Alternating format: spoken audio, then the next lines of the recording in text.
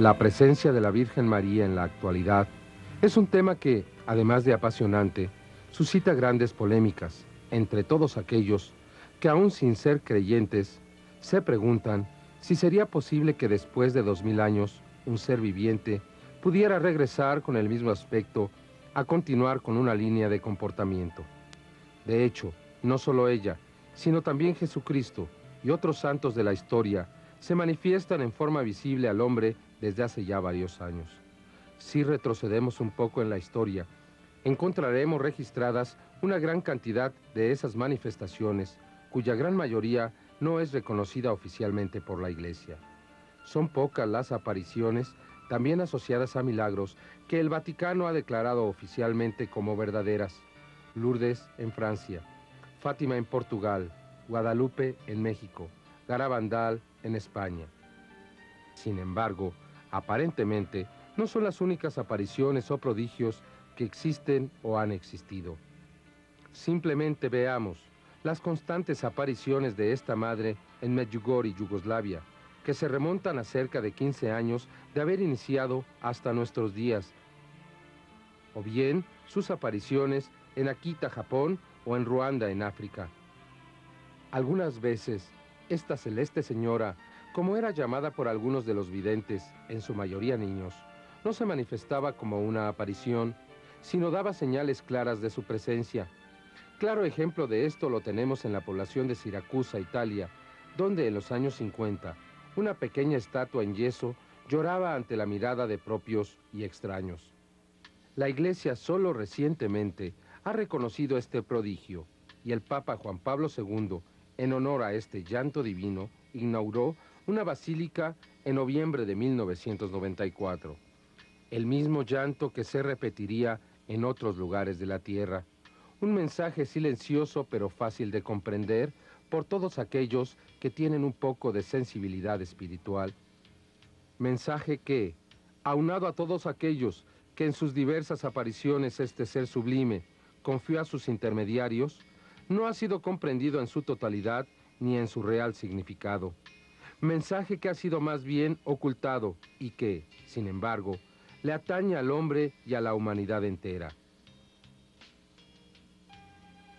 Uno de estos mensajes, tal vez el más famoso de todos, el conocido como Tercer Secreto de Fátima, es aquel que más ha llamado nuestra atención, no solo por la fama que tristemente adquirió con su ocultamiento, sino, y sobre todo, por la precisión de los acontecimientos actuales que coinciden asombrosamente con el contenido de esta profecía mariana. De hecho, cuando en 1917 la Virgen apareció a 3 pastorcillos en Fátima, Portugal, exactamente el 13 de octubre de 1917, como se decía, esta les transmitiría una serie de profecías relativas al futuro de ellos mismos, de algunos países de la tierra y de la humanidad entera. Especialmente les habló de la Iglesia y de Rusia, que para ella significaba una esperanza. Dichos mensajes, que desde entonces fueron considerados como secretos, fueron siendo conocidos paulatinamente, aunque no en su totalidad. La Virgen pediría a Lucía, la única sobreviviente, por cierto, de los 3 videntes, que en 1960 fuera revelada la tercera y última parte de su mensaje, cosa que el Vaticano no hizo oficialmente. El Papa Juan XXIII divulgó a nivel diplomático este mensaje solo a los gobiernos implicados en la crisis de los misiles de Cuba en 1961. Pero más tarde, e incluso hasta nuestros días, la prensa mundial haría eco del mismo, sin ser, hasta ahora, desmentida. Inclusive, el mismo Papa Juan Pablo II ha confirmado en Fulda, Alemania, al igual que otros altos prelados del Vaticano, el contenido de este controvertido tercer mensaje de Fátima. Sin embargo, al más alto nivel eclesiástico, el cardenal Ratzinger, prefecto de la Congregación de la Doctrina de la Fe, declaró públicamente que dicho secreto de Fátima no sería revelado para evitar que la profecía fuera confundida con el sensacionalismo.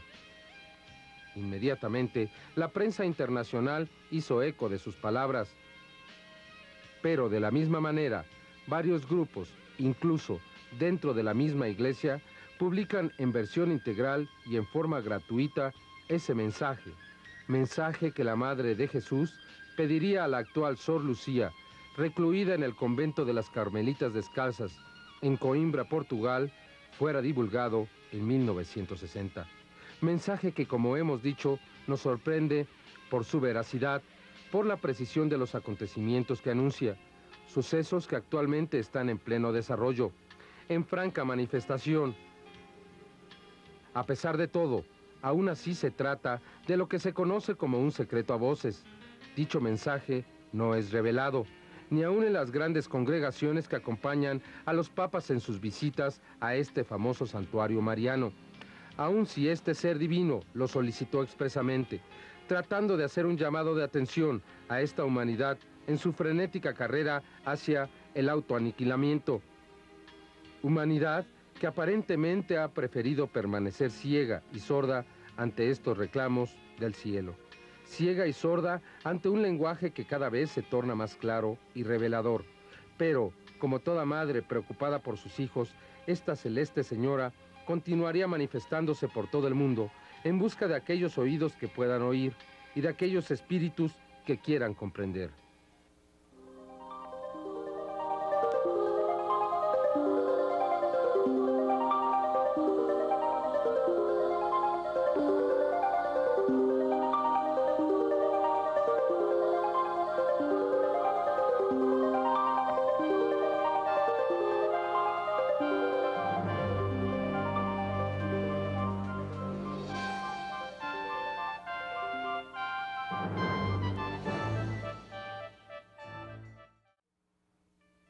La historia de Giorgio Bon Giovanni, estigmatizado en el mismo lugar donde los acontecimientos de Fátima en 1917 tuvieron lugar, resulta particularmente interesante porque se relaciona íntimamente a este mensaje, donde se hacía una profecía del peligro que correría el ser humano en caso de no cambiar de actitud. Es interesante porque han sido pocos los estigmatizados que, como este hombre, manifiestan clara y abiertamente la naturaleza de su mensaje y su experiencia. A través de la historia, se sabe que hasta principios del siglo se tenía conocimiento de 321 personas en quienes estos signos se habían presentado. Algunos tan notables como San Francisco de Asís, Teresa Newman o el Padre Pío. Los estigmas son un fenómeno que a veces es temporal y en otras ocasiones permanente. No todos los estigmatizados llevan todos los estigmas, ni de la misma manera. La ciencia de nuestro tiempo considera casi generalmente que los estigmas son producidos por la fe o la mente de quienes los llevan en su cuerpo. Sin embargo, nunca ha podido demostrarlo, sobre todo cuando la estigmatización es permanente, como en el caso del desaparecido Padre Pío, o bien otros que han llevado consigo los estigmas hasta la muerte. La Iglesia, igualmente, no reconoce este desafío a toda ley natural conocida por el hombre. Ni siquiera lo reconoce como uno de los tantos misterios de la fe, como llama la teología a todo aquello que no es capaz de explicar y mucho menos comprender. Por lo menos, así es desde el siglo XIX, pues hasta entonces la Iglesia reconoció como bienaventurados o santos a 61 de estos hombres y mujeres.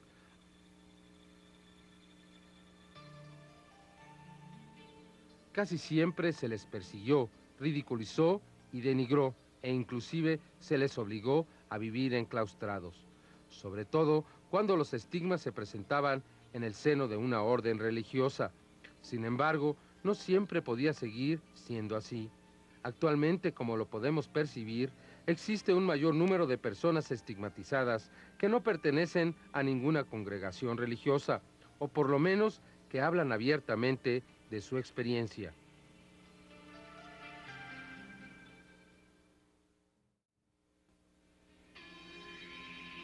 El 2 de septiembre de 1989, un joven zapatero italiano yacía a los pies de una encina en la plaza de Fátima, en Portugal. Se encontraba aparentemente desmayado. Repentinamente de sus manos se desprendió un hilillo de sangre. Entonces, ¿qué es lo que vimos en sus manos? Los dos orificios, uno en cada mano, y en la mano izquierda que en la parte posterior vimos como si algo estuviese empujando, se veía como algo que la piel empezaba a ponerse tensa, como un grano cuando está no en la fase final, ¿no? Y cuando fuimos en el coche, fuimos andando, cuando ya íbamos por el camino, que Juliana iba con Sí, él lo he en la visto. parte posterior, iba en la parte posterior, es la que ha visto cómo ha explosionado la parte posterior de la mano. Es impresionante porque hizo como un cráter. Se vio, estaba el bulto y yo he visto como el bulto hizo así, se abrió como un cráter. Era impresionante, fue realmente impresionante. Esa misma noche, los estigmas aparecerían en los dos lados de las manos y a partir de entonces continuarían permanentemente sangrando cada día. No tendrían más el aspecto de antes, cuando ese joven de 26 años llevaba una vida normal con su esposa y su hijo. El fenómeno que se presentó solo en las manos, en sus inicios, era totalmente inexplicable. A partir de entonces, la vida de Giorgio Bongiovanni cambiaría radicalmente. Sangraciones cotidianas, éxtasis continuos, encuentros con la gente y el inicio de una vida pública, con la cual continúa hasta nuestros días, al igual que con los estigmas que muy curiosamente formarían extrañas figuras con el tiempo, signos claros para muchos, pero inciertos para otros que los veían y fotografían constantemente.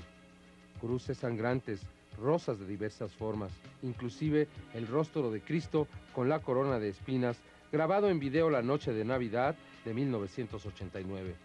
Otros símbolos continuarían formándose con la sangre de este hombre, desafiando todas las leyes físicas y biológicas. Corazones, el alfa y la omega del alfabeto griego. Las impresionantes cruces con forma de rosa y al mismo tiempo la letra J, aún con sangre viva. El sol, figuras todas estas que hacen dudar hasta al más escéptico, puesto que se formaron varias veces ante testigos presenciales. Signos que inevitablemente hacen meditar profundamente. El 13 de octubre de 1917, en el mismo lugar que hoy ocupa la iglesia dedicada a la Virgen de Fátima, más de 70,000 personas fueron testigos de un evento que hasta el día de hoy continúa siendo considerado como un verdadero misterio, incluso por la ciencia.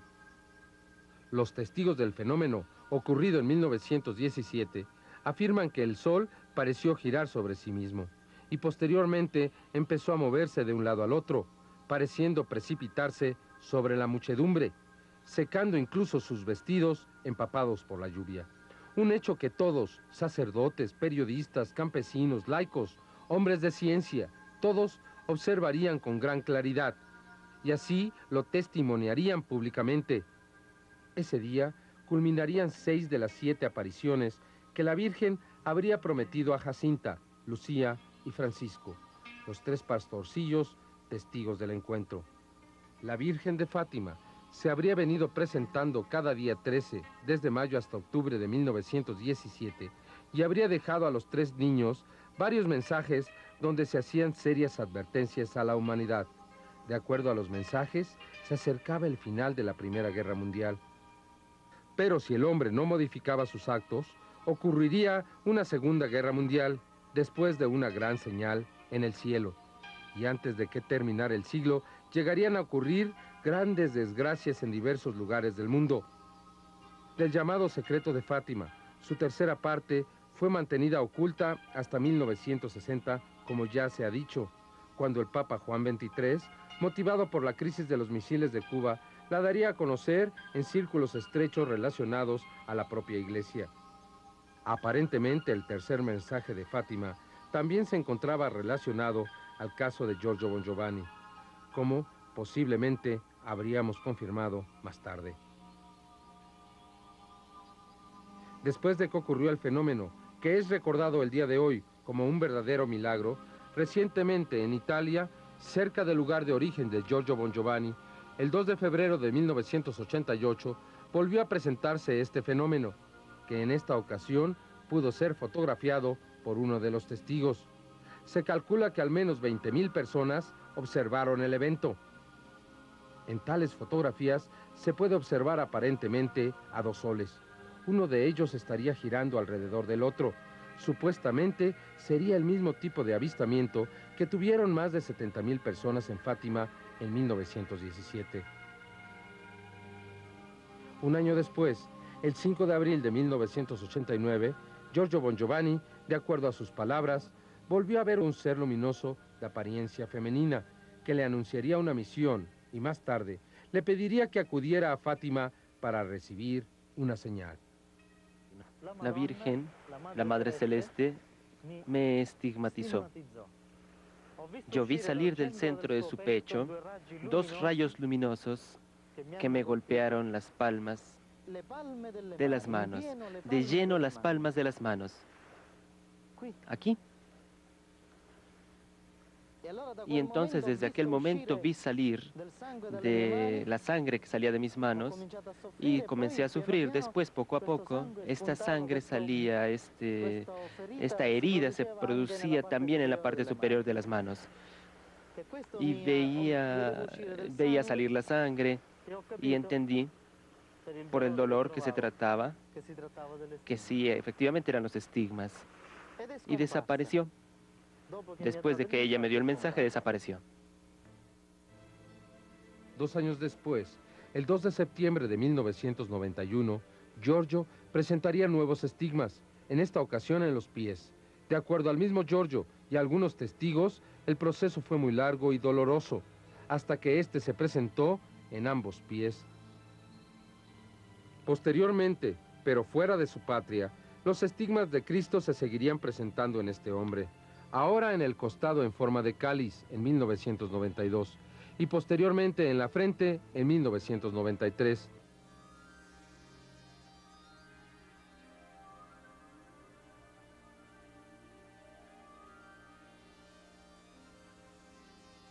Finalmente en Sicilia, en Floridia, su pueblo natal, el 2 de septiembre de 1996 se manifestaría un nuevo signo de pasión y sufrimiento. El llanto de sangre y la sangración de la corona de espinas, mismas sangraciones que se manifestarían en 1997 y 98, también en Italia. Estas lagrimaciones, a diferencia de los estigmas presentes en el cuerpo de este hombre, no serían permanentes, nuevas señales que, seguramente, turban por su dramatismo, pero que también inducen a una profunda reflexión sobre el mensaje que éstas representan.